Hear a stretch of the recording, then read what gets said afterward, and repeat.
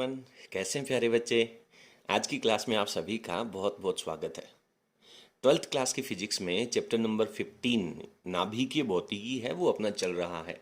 और पिछले वीडियो में अपन ने चर्चा करी थी न्यूट्रॉन का पुनरुत्पादन गुणांक और बोर्ड परीक्षा में किस तरह से प्रश्न पूछे जाते हैं।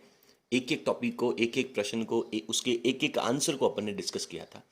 बोर्ड परीक्षा के लिए बेहद महत्वपूर्ण था। उम्मीद करता हूं कि आप सब बच्चों ने पढ़ा होगा। जो नए बच्चे हैं उनके लिए लिंक है वो नीचे डिस्क्रिप्शन में मिल जाएगा। आज की इस वीडियो में अपन चर्चा करने वाले हैं समृद्ध यूरेनियम। देखिए, यहां से सिर्फ एक ही प्रश्न बनता है और प्रश्न ये बनता है कि समृद्ध यूरेनियम किसे कहते हैं। सर, यूरेनियम तो पढ़ा है, यूरेनियम के दो समस्थानिक हमने पढ़े हैं, कई जगह लिखा है यूरेनियम 235, यूरेनियम 238। ठीक है, तो यूरेनियम का परमाणु क्रमांक तो 92 है, लेकिन उनकी द्रव्यमान संख्याएं अलग अलग हैं, यानी उनके अंदर न्यूट्रॉन्स की संख्याएं अलग अलग हैं। क्योंकि परमाणु क्रमांक जितना होगा प्रोटॉन्स की संख्या तो सेम ही होगी ना।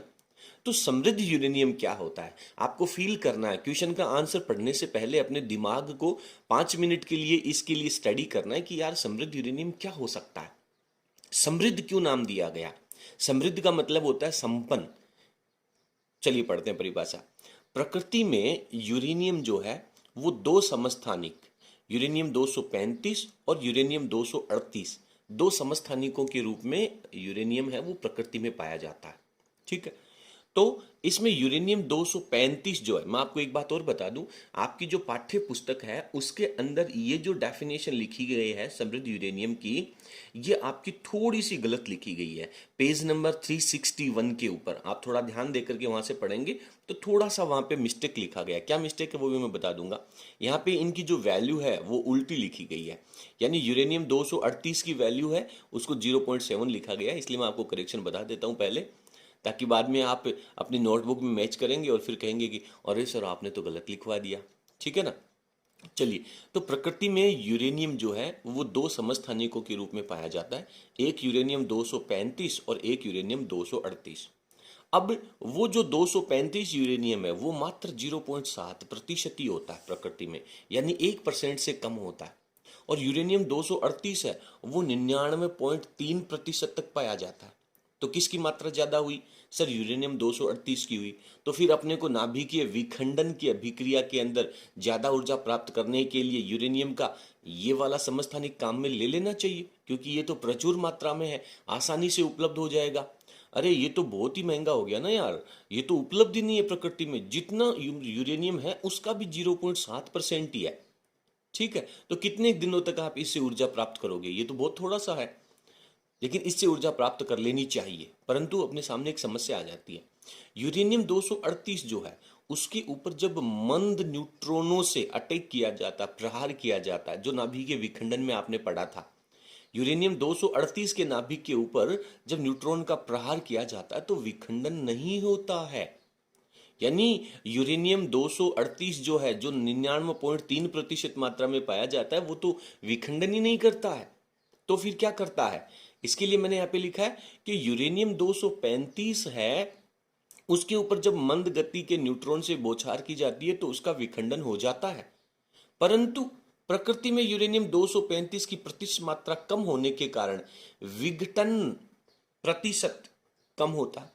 अब यार यूरेनियम 235 है, चलो उससे विखंडन होता है, मान लिया आपने, लेकिन प्रकृति में उपलब्ध ही नहीं है। अब उपलब्ध नहीं है तो फिर आप विखंडन करवाओगे किस चीज का। तो ये जो समस्या है वो आप लोगों को सबसे पहले समृद्ध यूरेनियम की परिभाषा में जाने से पहले पढ़ना चाहिए, ताकि आपको पता चल जाएगा कि समृद्ध यूरेनियम क्या हो सकता है। अब सुने, मेरे को तो विखंडन में 235 ही चाहिए, लेकिन इसकी मात्रा प्रतिशतता है वो 0.7 है। तो मैं क्या करूंगा, कई अनेक तरीकों से, जो दूसरे तरीके हैं, मशीनों के द्वारा या किसी भी अभिक्रियाओं के द्वारा, रिएक्शंस के द्वारा, घटनाओं के द्वारा, ये जो यूरेनियम 238 है उसको यूरेनियम 235 में बदल दिया जाए। क्या समझ में आया। यूरेनियम 238 है, उसको अनेक प्रक्रियाओं के द्वारा, अभिक्रियाओं के द्वारा यदि यूरेनियम 235 में बदल दें और इसकी मात्रा कितनी कर लें, कुछ लिमिटेड मात्रा तो होनी चाहिए कि यार इतनी मात्रा हो जाएगी तो फिर ये विखंडन के लिए सफिशिएंट रहेगा। तो अगर इसकी मात्रा को 3% तक कर दिया जाए, जो 0.7% है उसको 3% तक कर दिया जाए तो क्या होगा, अब इसकी जो विघटन की प्रतिशतता है, क्योंकि जब ये उपलब्धि ज्यादा होने लग गया तो विघटन भी ज्यादा हो जाएगा, और विघटन ज्यादा हो जाएगा तो आपको विखंडन की अभिक्रिया के लिए जो ईंधन चाहिए वो काम में आ जाएगा और प्रचुर मात्रा में ऊर्जा मिल जाएगी। ठीक है, तो अब आपको आइडिया लग गया होगा कि समृद्ध यूरेनियम क्या है। यूरेनियम 235 है, इसकी मात्रा को बढ़ाना है कृत्रिम तरीकों से और बढ़ा करके 3% तक कर देनी है, ताकि क्या होगा, विघटन की प्रतिशतता बढ़ जाएगी। चलिए इसकी डेफिनेशन देखते हैं। इसकी डेफिनेशन यहां पे लिखी गई है कि विघटन अभिक्रिया की प्रायिकता को बढ़ाने के लिए, क्योंकि 0.7% होगा तो विघटन ही नहीं होगा ना, कमी मात्रा उपलब्ध है, तो विघटन अभिक्रिया की प्रायिकता को बढ़ाने के लिए कृत्रिम उपायों के द्वारा यूरेनियम 235 की प्रतिशत मात्रा बढ़ा करके, कितने से बढ़ा रहे हो यार, 0.7 थी पहले, तो 0.7 से ये लिखने की जरूरत नहीं है, आपको सीधा समझना है। प्रतिशत मात्रा बढ़ा करके कितने प्रतिशत कर देनी चाहिए, 3% तक कर देनी चाहिए। इस प्रकार बनने वाला या प्राप्त होने वाला जो यूरेनियम है उसे अपन समृद्ध यूरेनियम कहते हैं। और बेटा मैं आपको बता दूं कि बोर्ड परीक्षा में 1 नंबर की परिभाषा आने की पूरी पूरी संभावना है इस वर्ष के लिए। ठीक है, अगर ये परिभाषा आपको अपने पेपर में मिल जाए तो समझ लेना आज की क्लास है वो आपकी सक्सेसफुल हो गई। 1 नंबर तो जाना नहीं चाहिए। अब मैं आपको बताऊं कि कॉपी चेक करने वाला जो टीचर होता है उसको यार एक कॉपी को चेक करने के लिए मुश्किल से 2 मिनट मिलते हैं। मेरी बात समझना, एक कॉपी को चेक करने के लिए मुश्किल से 2 से 3 मिनट का समय लगता है उसको मैक्सिमम। अब आप मेरे को बताओ कि जो काम आप 3 घंटे में लिख रहे हो उसको कोई आदमी 3 मिनट में चेक कर रहा है तो कैसे चेक करेगा। हाँ, उसको चेक करने के लिए फर्स्ट ऑफ ऑल आपकी हैंडराइटिंग थोड़ी इंप्रेसिव होनी चाहिए, उसका भी तो मन लगना चाहिए ना यार। हाँ, आपकी हैंडराइटिंग देख करके उसका पारा पहले से डिप्रेशन में और ऊपर से आपकी गंदी सूगली सी हैंडराइटिंग देख रहा है तो फिर क्या मतलब निकलता है। इसलिए आपकी हैंडराइटिंग थोड़ी सी अट्रैक्टिव होनी चाहिए।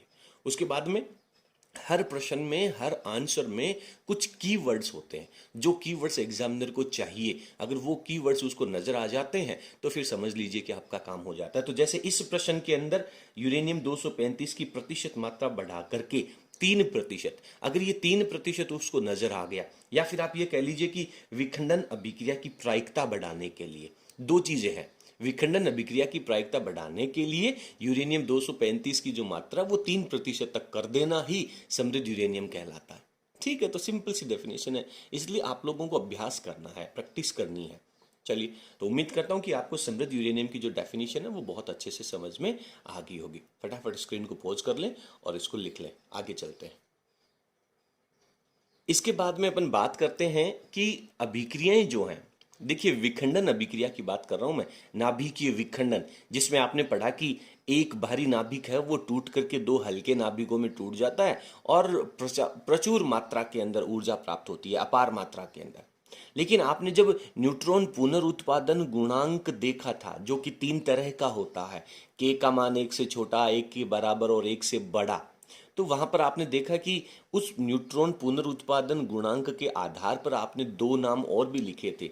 एक लिखा था नियंत्रित श्रृंखला अभिक्रिया, नियंत्रित आपको नाम से पता चल जाएगा, यानी ऐसी नाभिकीय विखंडन की अभिक्रिया जिसे आप कंट्रोल कर सकते हैं। ठीक है, तो यहां पर बेसिकली कुछ प्रश्न यहां पे पूछे जाते हैं। एक तो नियंत्रित श्रृंखला अभिक्रिया के लिए न्यूट्रॉन पुनरुत्पादन गुणांक कितना होता है, तो आपने पिछले वीडियो में बहुत अच्छे से पढ़ा था कि सर के की वैल्यू 1 होती है, और प्राप्त ऊर्जा, इससे नाभिकीय जो नियंत्रित श्रृंखला अभिक्रिया है इससे प्राप्त होने वाली जो ऊर्जा है उसको रचनात्मक कार्यों के अंदर उपयोग में लिया जाता है।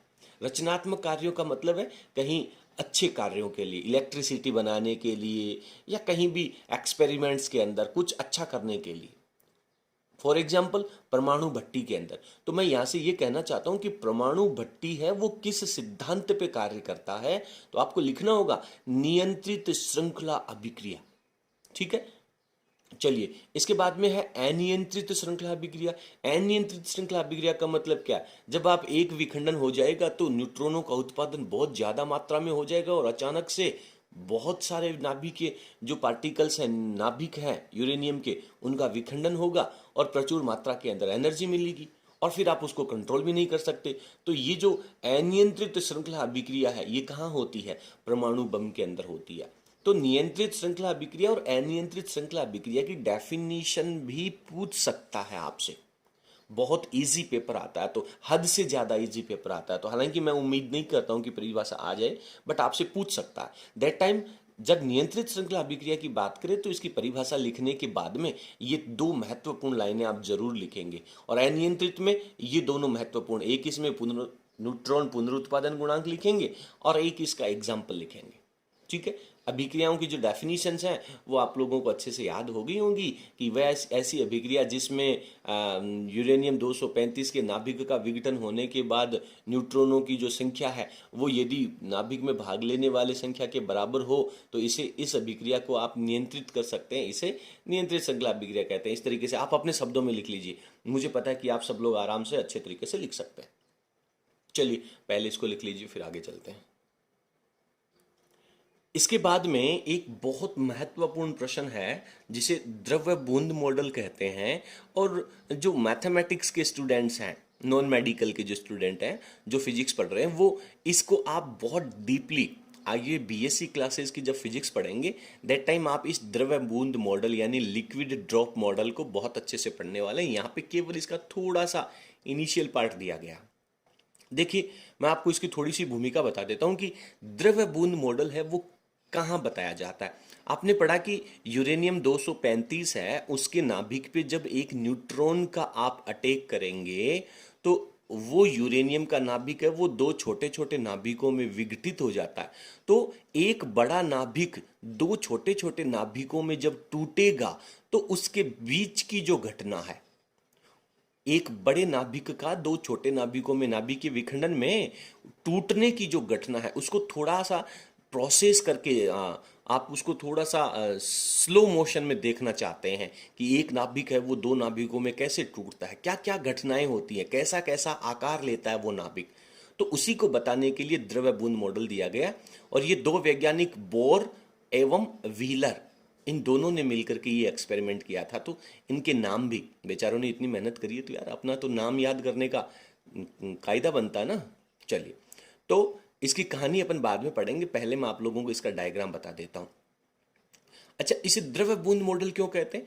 इसे द्रव्य बूंद मॉडल इसलिए कहते हैं कि जब भी किसी द्रव्य की बूंद होती है, लिक्विड की ड्रॉप होती है, जब आप उसे आवेशित करते हैं, ठीक है, जब आप उसे आवेशित करते हैं तो उसका आकार क्या होगा? द्रव्य बूंद को जब आप चार्ज करेंगे तो उसका आकार क्या होगा सर? आकार बढ़ेगा। और बढ़ते बढ़ते उसका आकार है वो इतना बढ़ जाता है कि वो एक ड्रॉप है वो दो बूंदों के रूप में डिवाइड हो जाती है। तो ये सेम नाभिकीय विखंडन की अभिक्रिया को प्रदर्शित करता है, इसलिए इसका नाम द्रव्य बूंद मॉडल रखा गया है। तो यदि द्रव्य बूंद मॉडल का परीक्षा में प्रश्न आता है तो आपको जितना मैंने यहाँ पे लिखा उतना लिखोगे तो सफिशिएंट रहेगा, पूरा रहेगा एकदम। इसके अलावा आपको कुछ भी लिखने की आवश्यकता नहीं है। देखिए यहाँ पे पहले मैंने जो सबसे पहला पार्ट लिखा है उसमें मैंने यहाँ पे एक नाभिक दिखाया है। ये यूरेनियम 235 का नाभिक है, ठीक है। इस यूरेनियम 235 के नाभिक पे आप न्यूट्रॉन का अटैक कर रहे हो। तो अटैक करने से क्या होगा? ये नाभिक है वो इस न्यूट्रॉन का अवशोषण कर लेगा। तो न्यूट्रॉन का अटैक करने पर नाभिक के द्वारा जो न्यूट्रॉन का अवशोषण होगा उसकी घटना को मैंने यहाँ पे लिखा है। तो यहाँ पे नीचे लिखा यूरेनियम 235 है, उसके नाभिक के द्वारा न्यूट्रॉन का अवशोषण यहाँ पे प्रदर्शित किया गया है। अब जब ये यूरेनियम का अवशोषण कर लेगा तो ये यूरेनियम 236 बन जाएगा ना, क्योंकि न्यूट्रॉन में परमाणु क्रमांक तो होता ही नहीं है, 0n1 ही तो लिखते हैं। द्रव्यमान संख्या बढ़ाएगा तो ये 236 हो जाएगा।